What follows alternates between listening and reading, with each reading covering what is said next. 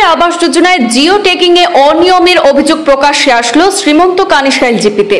তালিকা প্রকাশ হতেই তীব্র জনক্ষোভের সৃষ্টি হয়েছে জনমনে। ডিলিমিটেশনে বড় সংখ্যার ভোটার দ্বারা গঠিত ওয়ার্ডগুলিতে নাম এসেছে 5 বা 6 জনের।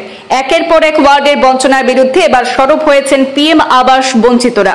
প্রশ্নচিহ্নের মুখে পড়েছে দায়িত্বপ্রাপ্ত জীবিকা সখীদের ভূমিকা। তদন্তের মাধ্যমে বাদ পড়া প্রকৃত হিতাধিকারীদের নাম অন্তর্ভুক্তির দাবি রাজ্যের মুখ্যমন্ত্রীর হস্তক্ষেপের দাবি উঠেছে।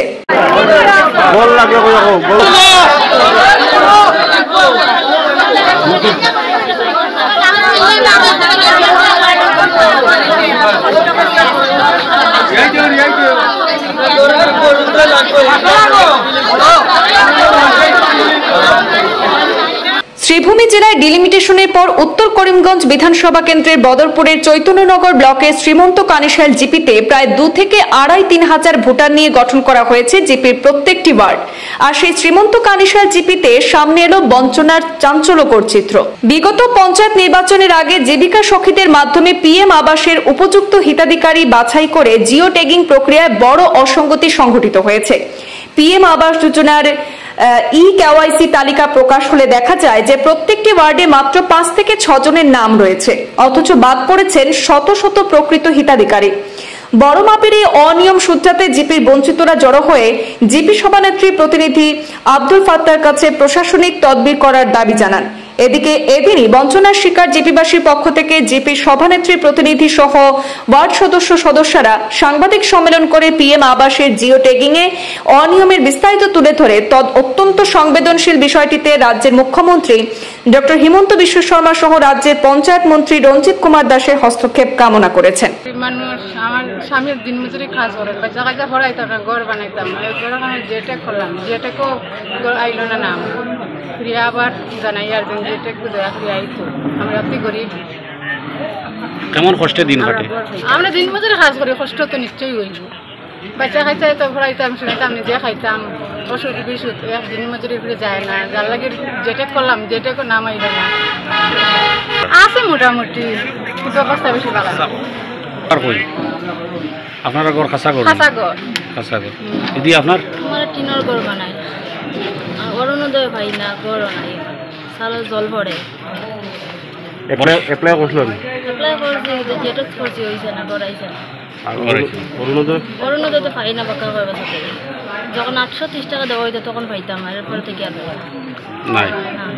নাম আসছিল নি আগে? নাম আসলো আগে, কাটি লিছি। আর ঘর না থাকা কেমন কষ্ট? ঘর না থাকা বেদন কষ্ট, চালে দিয়ে জল পড়ে, ঘর সবসময় জল পড়ে। আমার বয়স কত হইব? আমার গার্জেন তো নাই। কিটা কইলা? আমার ছেলেও নাই, গার্জেন তো নাই, বড় কষ্ট করে দিন কাটাই। ঘর নাইনি? ঘর নাই, রোজগারি নাই, অরুণোদয় খাটিলে তাই না। 4 মাস থাকে, 4 মাস থাকে।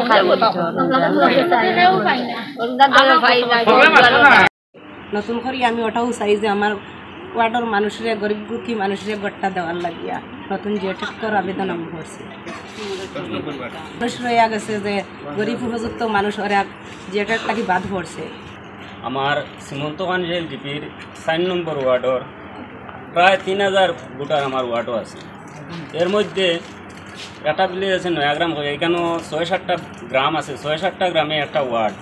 এর মধ্যে নয়াগ্রাম একটা গ্রাম আছে, এই গ্রামও প্রায় 4 থেকে 500 জিওটেক হয়েছিল কয়েকদিন আগে পিএমওয়াই। এই জিওটেকর ওয়ার পরে ইদানিং যখন কেওয়াইসি আইছে, কেওয়াইসি আবার পরে মানে লিস্ট আউট হয়েছে। লিস্ট আউট হওয়ার পরে দেখা গেছে যে আমার এখানেও আগে 4-500 জিওটেকিং বইছিল, এর মধ্যে মাত্র 60টা নাম আছে। যাই হোক, আমি এখন কথা কইতে চাই আসাম সরকারের কাছে দাবি জানাই আর যে আমার এখানেও পুনরায় জিওটেকিং হওয়ার লাগে। 15 নম্বর শ্রীমন্ত জিপির সভানেত্রীর প্রতিনিধি হিসাবে বিগত 5-6 মাস পূর্বে গ্রাম্য সখীর মাধ্যমে বা জীবিকা সখীর মাধ্যমে গরিব জনসাধারণের জন্য পিএমআই গড়ের জিওটেকিং দেওয়া হয়েছিল।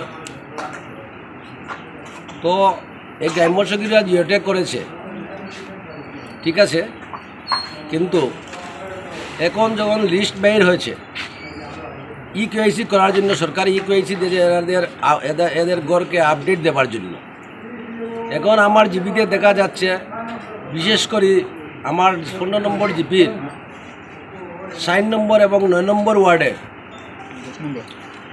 এবং 10 নম্বর ওয়ার্ড, এই 3 ওয়ার্ডের বেশিরভাগ মানুষ প্রায় 500 করে জিওটেকিং হয়েছে। ইকিউআইসিতে দেখা যায় মানে 20-30 জন 40 জন করে মানুষের নাম এসেছে। তাই আমার কাছে বিভিন্নভাবে প্রেশার আসছে। তাই আমি আসামের মাননীয় মুখ্যমন্ত্রী এবং তৎসঙ্গে আরেকটি কথা বলতে চাই যে প্রায় প্রতিটি ওয়ার্ডে মিসিং হয়েছে, 20-50টি প্রত্যেক ওয়ার্ডে হয়েছে। আমার বিরাপাড়া আরেকটি ওয়ার্ড আছে 6 নম্বর ওয়ার্ড, হাক্কান্তি কুনাপাড়া বলে, সেই ওয়ার্ডে হয়েছে। সর্বত্র যে বিশেষ করে বেলালা অঞ্চলে, আমার 10 নম্বর ওয়ার্ডের বেলালা অঞ্চলে বিশেষ করে এত গরিব মানুষ, যেটা আমি আগামীকাল সরজমিনে সেখানে যাব এবং সেই গড়ের তথ্যগুলোও তুলে ধরবো কীভাবে মানুষ বেঁচে আছে আর। তাই আমি আসামের মাননীয় মুখ্যমন্ত্রী হিমন্ত বিশ্ব শর্মা মহাশয়ের কাছে অনুরোধ করছি যাতে পুনরায় এই গরিব জনসাধারণকে আমার জিপির জনসাধারণের নাম অন্তর্ভুক্তি করার জন্য আবার একটা সুযোগ দেওয়ার জন্য অনুরোধ করছি। আমি আসামের মাননীয় পঞ্চায়েত মন্ত্রী শ্রী রঞ্জিত দাস মহাশয়ের কাছে অনুরোধ জানাচ্ছি, আসামের পিএনআরডির কমিশনার কীর্তিজলির কাছে আমি অনুরোধ জানাচ্ছি এবং আমাদের করিমগঞ্জের জেলা ম্যাজিস্ট্রেট প্রদীপ দ্বিবেদীর কাছে অনুরোধ জানাচ্ছি।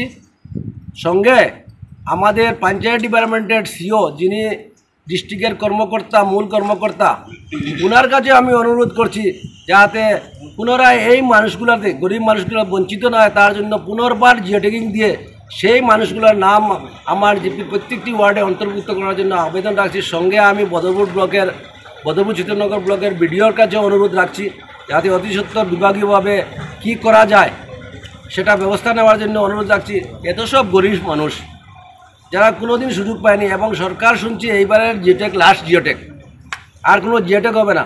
যদি এই সময় মানুষ সেই সুযোগ সুবিধা নিতে পারে না, ভারতের স্বাধীনতার পর 2বার জিওটেকিং, একবার জিওটেকিং হয়েছিল, একবার হয়েছিল ওয়েট লিস্টের মাধ্যমে, এবার লাস্ট জিওটেকিং। তাই আমি আসাম সরকার এবং ভারত সরকারের কাছে অনুরোধ রাখছি অতি সত্বর যাতে পুনরায় আমার এই জিপির জিওটেকিংয়ের ব্যবস্থা করার জন্য। সঙ্গে আসামে আরও যতটা জিপি রয়েছে, আমি আজ প্রেসিডেন্টের প্রতিনিধি হিসাবে অন্যান্য জিপিরও মানুষ এইভাবে গরিব মানুষ বঞ্চিত হয়েছে, তাদেরকে যাতে জিওটেকিংয়ের ব্যবস্থা করে দেওয়া হয়। এবং আরেকটি কথা সঙ্গে বলছি, যারা জিওটেকিংয়ের ইকেআইসি দেওয়ার জন্য যে সাইট তাদেরকে দেওয়া হয়েছে, এখানে কোনো আপলোডিং হচ্ছে না, ওদিকে মানুষ হারাশাস্তির মধ্যে আছে এবং অনেক মানুষের জব কার্ড নাই, সেই জব কার্ড বানাইতে অনেক সময় লাগে। সেটার দিকে লক্ষ্য রেখে যাতে জিওটেকিংয়ের ইকেআইসি যে ব্যবস্থা সেটা বর্ধিত করার জন্য আসাম সরকারের কাছে আমি অনুরোধ জানাচ্ছি। এবং আমি আরেকটি বার্তা দিতে চাই, আমার জিপিতে অনেক মানুষ আছে যারা কোনো রাজনীতির সঙ্গে জড়িত নয়, কোনো প্রতিনিধি নয়, প্রতিনিধি ছাড়াও অনেক লোক আমার কাছে ফোনে কথা আসছে যে এই গড়ের নাম সে জানেও না আছে কিনা, কিন্তু অনেক মানুষ 5,000, 7,000, 8,000, 10,000 করে নিচ্ছে। আমি জিপির জনসাধারণের কাছে অনুরোধ করব, যারা বেনিফিশিয়ারি আছেন আপনারা 1 টাকাও দিবেন না। ইকেআইসি করতে যে 50-100 টাকা যদি দিতে লাগে জীবিকা সখীর খরচ হিসাবে, সেটা ছাড়া কোনো মানুষকে দিবেন না। এখনও অনেক পর্যায়ে রয়েছে পিএমআই পেতে গেলে। এই যে ইকেআইসি হবে, তারপরে আবার ওটা এনকোয়ারি হবে, তারপরে আবার গ্রামসভা হবে, তারপরে মানুষ গড় পাবে, বহুত লম্বা প্রসেস। তাই আমি সবার কাছে অনুরোধ রাখছি, যদি কোনো দালাল চক্র আপনাদের নাম আছে বলে 5,000, 7,000 করে আমার কাছে খবর আসছে, পয়সা হাতিয়ে নিচ্ছে, আমি অনুরোধ রাখছি এই জিপির জনসাধারণ কাউকে কোনো টাকা দিবেন না। এবং এই বলি আমি আমার বক্তব্য শেষ করলাম। আপনার জিপিতে মোট কতজন পড়েছে, মানে জিওটেক থেকে বাদ পড়েছে? আমার জিপিতে 1500 থেকে 2000 মানুষের নাম জিওটেক বাতিল হয়েছে এবং একটা জিপি 19,000 পপুলেশন দিয়ে একটা জিপি হয়েছে, সেখানে যদি 1,500 মানুষের নাম আসে, কোনো অবস্থায় মানিয়ে নেওয়া যায় না।